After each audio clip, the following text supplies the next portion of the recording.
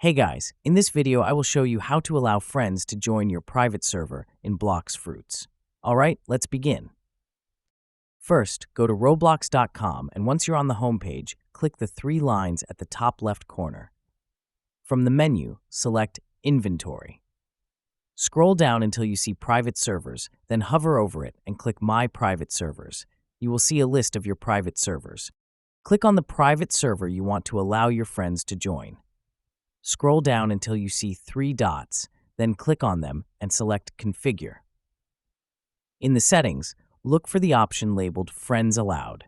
Check this box to enable friends to join your private server.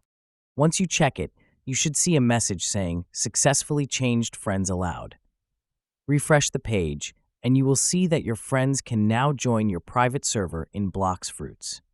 So that's basically how you can allow friends to join your private server in Blox Fruits. And that's it for this video. If you find this helpful, consider subscribing and giving this a big thumbs up. Thanks.